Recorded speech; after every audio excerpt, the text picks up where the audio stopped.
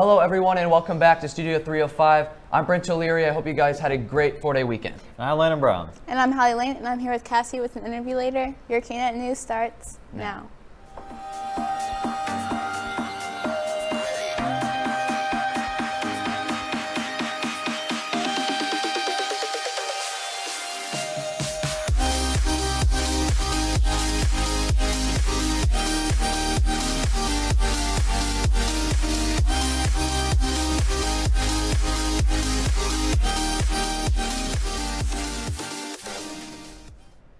Now please stand with us for the pledge.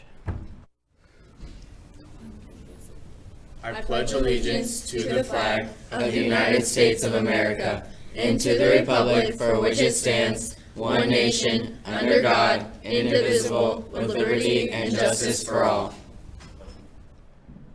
Now for today's announcements. Seniors, Jostens plans to be here this Friday during lunch to take additional capping down orders, so make sure to bring your $60 deposit at that time. Thank you all for your donations and the HOSA donations. We raised $739.43, which will be going directly to the relief efforts to help people in Texas recover. Thank you so much again. Band won their recent competition in Carrollton, receiving the highest rate that we possibly could get, a 1, which was awesome. We're all really excited about that. Congratulations to you and the entire band. Good job, guys. Thank you. And make sure to go see BBFP's first show tomorrow on Tuesday the 26th. It's at 7 at the Heritage Middle School Theater, and tickets are only $5. Nest Fest is this Wednesday. The band will be playing, so come have some fun with us. Something a little bit more serious, though, is suicide, and we have a video talking about suicide prevention. Suicide is the second leading cause of death for ages 10 through 24. More teenagers and young adults die from suicide than from cancer, heart disease, AIDS, birth defects, stroke, pneumonia, influenza, and chronic lung disease combined. 80% of teens who attempt suicide have given clear warning signs. The warning signs for suicide include things like loss of pleasure, not hanging out with friends, and not hanging out with family as much.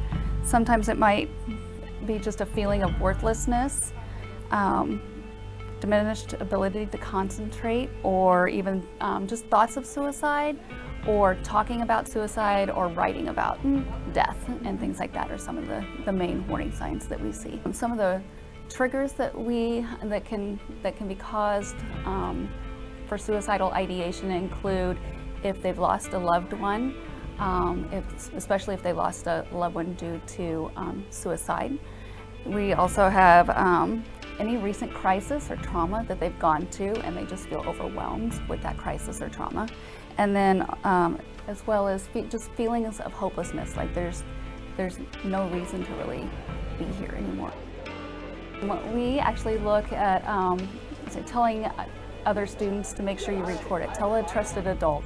That could be a counselor, that could be a teacher, that could be a cafeteria worker, that could be a parent. I never want to forget parents because a lot of kids don't like to report to the parents, but it really is, it's really important that they tell at least one trusted adult. This fall, we are going to try and implement a school-wide suicide prevention program that will help students just learn about the signs of suicide, but also what they need to do if they have a suicidal friend or if they are feeling suicidal themselves.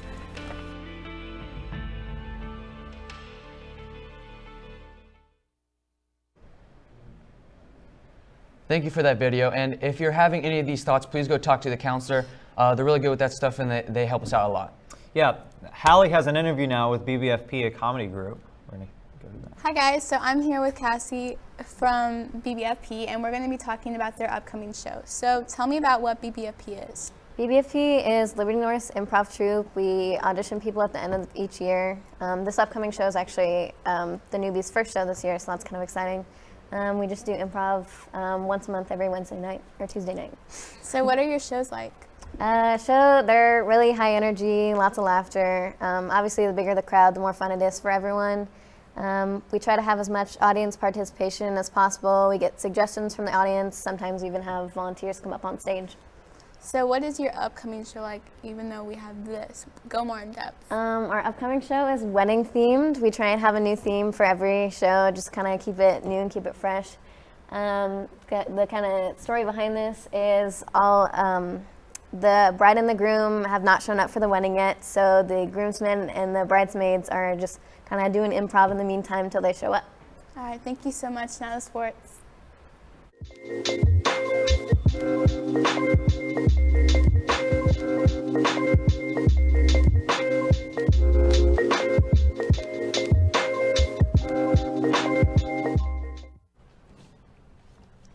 What's up, Liberty North? It's the biggest sport week of the year. It's homecoming. We got a bunch of great stuff prepared for you for the rest of this week. As always, I'm Zach Klug. And I'm Lana Gordon. Let's get started.